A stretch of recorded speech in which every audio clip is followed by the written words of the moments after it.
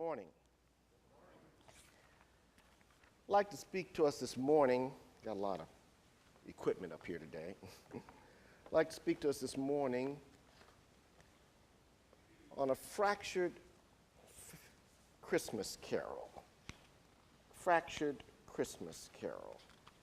Now, how many of you grew up on Saturday mornings watching the Rocky and Bullwinkle show? All right. There's enough of us to get the point here. So one of the features of the Rocky and Bullwinkle show, featuring Rocket J. Squirrel and Bullwinkle J. Moose, never did find out what the J stood for.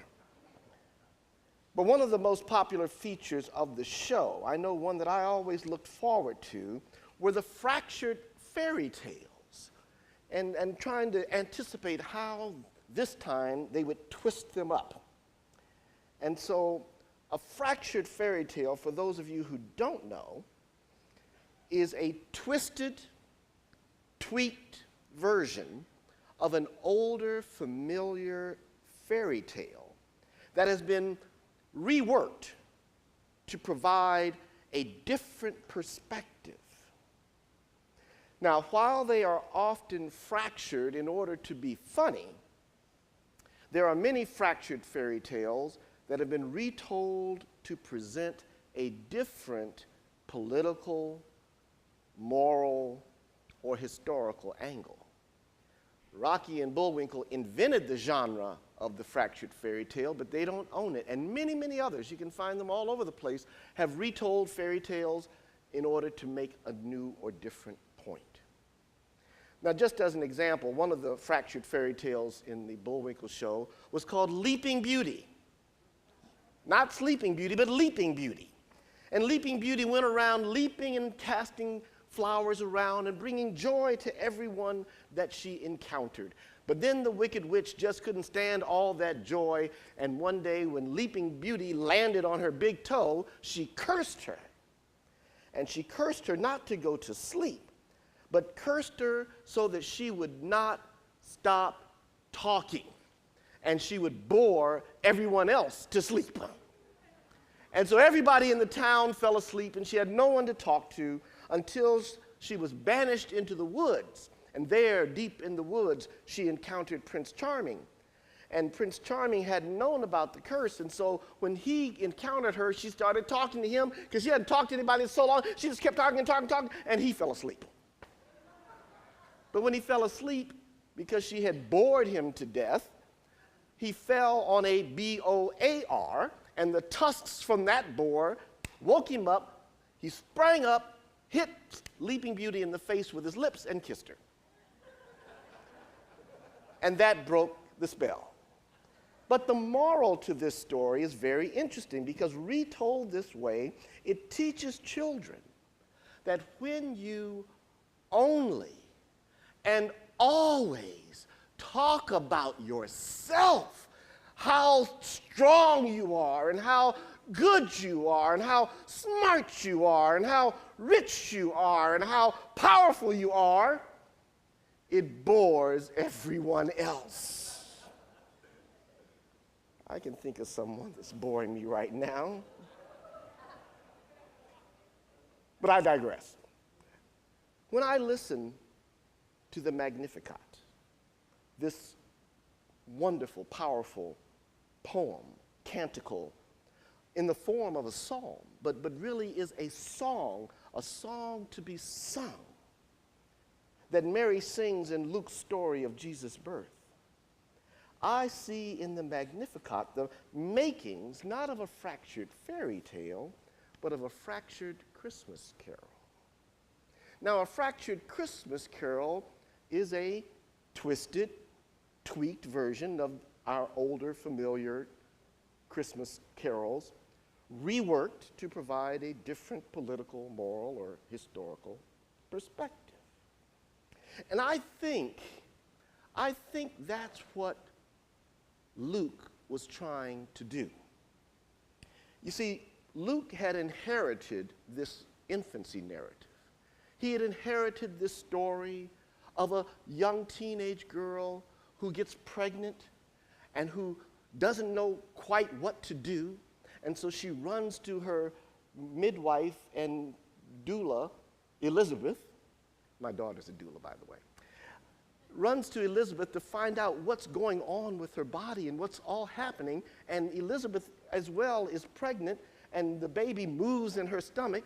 And she says, "Oh, my baby recognizes the greatness of your child, because when you approach, he leaped in my womb." So Luke had inherited this story. And the scholarship is clear that the verses of the Magnificat were simply dropped into the open mouth of Mary, the character in his story, because he wanted her to say something new. He wanted her to say something different. You can read the story and just skip right over the verses 46 to 55 and not even realize something was missing. But at that point, Luke drops these verses into Mary's mouth and creates a fractured Christmas carol. These words have a radically different view of the meaning of Jesus' birth. The traditional story has the pregnant Mary trudging around from Nazareth to the hill country to see Elizabeth, and then when she's 9 months pregnant, travels over to Bethlehem to find that even the Motel 6 had turned the light out on her. And there in the stall among the animals, Jesus is born. And shepherds came to witness the birth, and angels sang the traditional choral carol. "Angels we have heard on high, gently singing o'er the plains." Oh, they sang, and even the words of the Magnificat have been put to music. Bach has created a setting for it, and many other choirs have set this real fancy, formal setting for these words. But I don't think that a proper interpretation of the Magnificat belongs in a symphony orchestra. I don't think that the proper setting of the Magnificat, it should be sung by angels on high. When we really listen to the words of the Magnificat has bold, brash, grandiose refrains that are more like the braggadocio of a rap song than an orchestral choral arrangement. Furthermore, Richard Horsley, author of The Liberation of Christmas, he says that the words of the Magnificat are not the words of the Greek-speaking, educated elite who produced the traditional story of Christmas, but the words of the Magnificat are better understood as having emerged from the lower classes, from a poor, oppressed, not formally educated. Even some of the grammar isn't quite right in the Magnificat. People who knew the boot of Roman occupation and the betrayal of their own upper-class collaborators, the 1%. These words come from a different social political setting than the traditional Christmas story. And so these words constitute what I'd like to call a fractured Christmas carol. It has much harsher language that spares neither foreign or domestic enemies of the oppressed of Israel. The words and the social location of the culture that produced it have much more in common with the words and the social location of the people that produce rap music today. And so I'd like to make my debut and to share with you this fractured Christmas carol that I like to call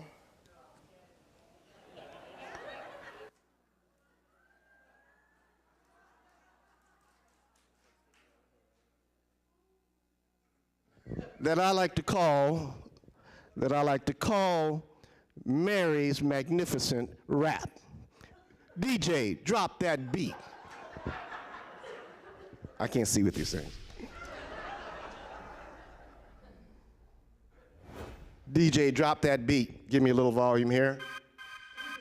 All right, a little up, a little up. And Mary said,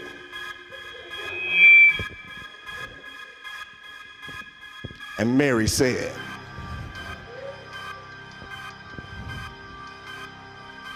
and Mary said,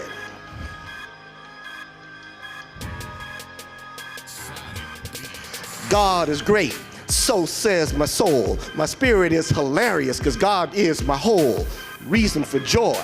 From heaven on high, the Holy One looked low just so I would know love.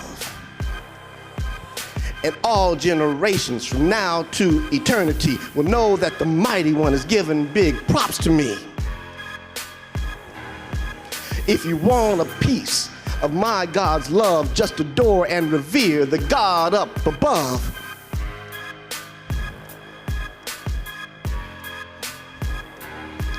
By the power of God's almighty arm, the proud are destroyed and the mighty crushed like toys.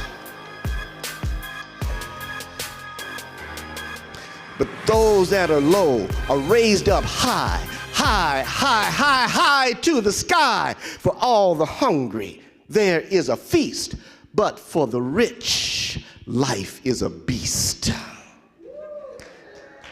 God helps. I still need my music. What happened to my music? It's still running. Come on, come on. No, it wasn't. They turned it off. They thought I was done. You got it? All right, I'll finish then. All right. Freestyle. For the hungry, there is a feast, but for the rich, life becomes a beast. God helps. God helps. God helps. God helps Ferguson. God helps Chicago. God helps Syria. God helps Paris. Because God promised Abraham, Martin, and John, and all those after them who seek justice, mercy, and love forever and ever and ever, forever. Amen.